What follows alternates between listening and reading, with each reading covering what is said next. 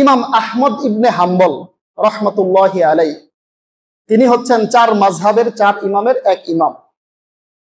পৃথিবীতে যত হাদিসের বড় বড় কিতাব আছে, সবচাইতে বড় কিতাবের নাম হচ্ছে মুসনাদে আহমদ শরীফ।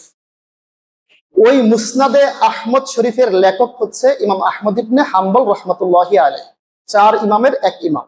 আমরা যেমন হানাফি মাযহাবের লোক, ইমাম আবু হানিফার অনুসারী, তেমন তিনারও আরেকটা মাযহাব আছে, ইমাম আহমদ ইবনে হাম্বল হাম্বলি মাযহাবী। ওই হাম্বলি মাযহাবের প্রণেতা ইমাম আহমদ ইবনে হাম্বল, তিনি বড় একজন মুহাদ্দিস ছিলেন, মুহাক্কিক আলেম ছিলেন। তিনি হাদিস সংরক্ষণ করার জন্য বিভিন্ন রাষ্ট্রের মধ্যে সফর করতেন। এখন তো আমরা হাদিসগুলো আমাদের কিতাবের মধ্যে পাই, ওই কিতাব তো ওই সমস্ত ব্যক্তিরা, মনীষীরা হাতে কষ্ট করে করে লিখে গিয়েছেন। সাহাবায়ে কেরাম হাদিস সংরক্ষণ করতেন পাথরের মধ্যে লিখে, বেড়ার চামড়ার মধ্যে লিখে, বিভিন্ন ধরনের জিনিসের মধ্যে লিখে লিখে হাদিস সংরক্ষণ করতেন। ওই সময় খাতা কলম ছিল না, ফলে ওই মনীষীরা যারা আছে, ইমামগণ এবং তাবেঈগণ, তারা হাদিস সংরক্ষণ করতেন একটা হাদিসের জন্য, মাত্র একটা হাদিস শোনার জন্য দেশ থেকে দেশ তারা সফর করত।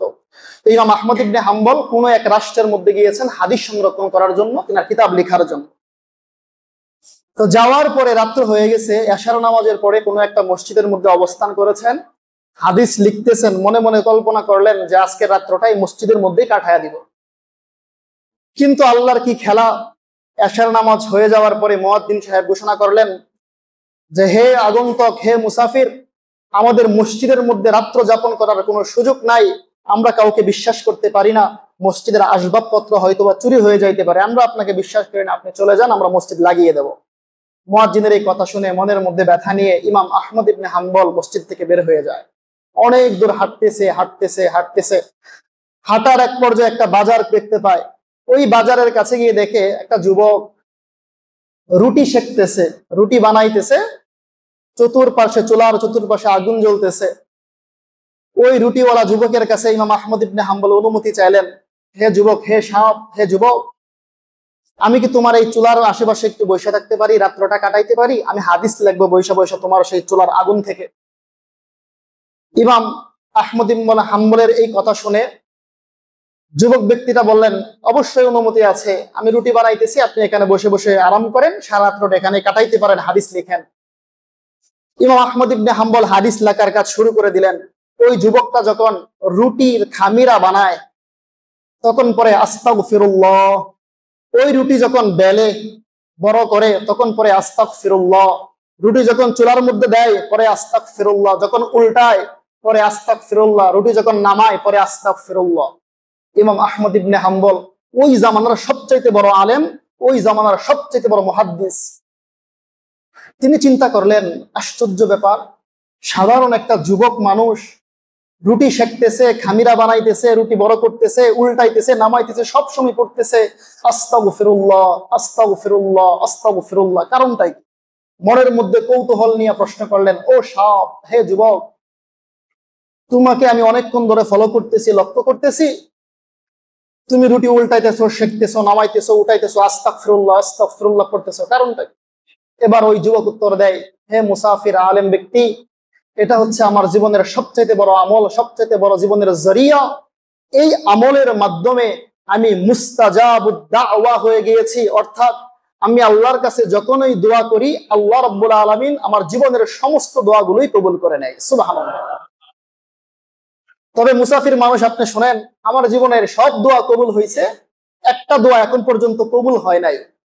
ইমাম আহমদ ইবনে হাম্বল আরো আশ্চর্যজনিত হইলেন, তুমি মুস্তাজাবুদ দাওয়া, আল্লাহ তোমাকে এত বড় নাজ নিয়ামত দিয়েছে, কিন্তু একটা দোয়া তোমার কবুল হয় নাই, সেই দোয়াটা কি?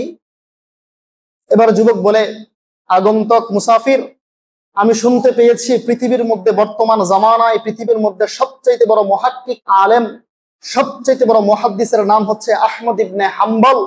এই আহমদ ইবনে হাম্বলকে আমি এক নজর দেখতে চাই, তাকে যদি আমি দেখতে পারি, আমার জীবনের যত দোয়াগুলো আছে সব দোয়াই আল্লাহ রাব্বুল আলামিন কবুল করে নিয়েছেন। সুবহানাল্লাহ। এবার আহমদ ইবনে হাম্বল আর ঠিক থাকতে পারে না, নিজেকে ধরে রাখতে পারে না, এবার চোখের পানি ছেড়ে দেয়, আর ওই যুবকটাকে জড়ায়া ধরে বলে, ও যুবক, আল্লাহ রাব্বুল আলামিন তোমাকে মুস্তাজাবুদ দাওয়া বানিয়েছেন বেশি বেশি আস্তাগফিরুল্লাহ পড়ার কারণে। তুমি যে আরজি করেছো, যেই দোয়াটা করেছো আহমদ ইবনে হাম্বলকে দেখার জন্য, তোমাকে আহমদ ইবনে হাম্বলকে দেখার জন্য দূর কোনো দেশে সফর করতে হয় নাই। আমি আহমদ ইবনে হাম্বল, আমি মসজিদের মধ্যে অবস্থান করেছিলাম। জীবনে কত মসজিদের মধ্যে আমি গিয়েছি, কোন মসজিদের মুয়াজ্জিন বা ইমাম সাহেব আমাকে বের করে দেয় নাই, কিন্তু আল্লাহ রাব্বুল আলামিন আমাকে তোমার দোকানের মধ্যে পাঠাবেন, তোমাকে কোনো কষ্ট দিবেন না, তুমি মুস্তাজাবুদ দাওয়া। তোমার জীবনের শেষ দোয়াটা কবুল হওয়ার জন্য আমি আহমদ ইবনে হাম্বলকে তোমার দোকানের মধ্যে পাঠিয়ে দিয়েছেন। সুবহানাল্লাহ। এই হচ্ছে আস্তাগফিরুল্লাহর ফজিলত। রাসূল সাল্লাল্লাহু আলাইহি ওয়াসাল্লাম সব সময় আস্তাগফিরুল্লাহ পড়তেন। যখন সালাম ফিরাইতেন, সালাম ফেরানোর পরে রাসূল সাল্লাল্লাহু আলাইহি ওয়াসাল্লাম তিনবার পড়তেন আস্তাগফিরুল্লাহ, আস্তাগফিরুল্লাহ, আস্তাগফিরুল্লাহ। রাসূল সাল্লাল্লাহু আলাইহি ওয়াসাল্লাম অনেক সময় নামাজ শেষ করার পরে পড়তেন আল্লাহু আকবার, আল্লাহু আকবার। একবার পড়ার পরে আবার পড়তেন আস্তাগফিরুল্লাহ, আস্তাগফিরুল্লাহ, আস্তাগফিরুল্লাহ।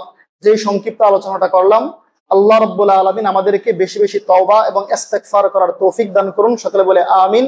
ওয়া আখির দাওয়ানা আনিল হামদুলিল্লাহি রাব্বিল আলামিন। যারা সুন্নাত পড়ে নাই সুন্নাত পড়ে নাই।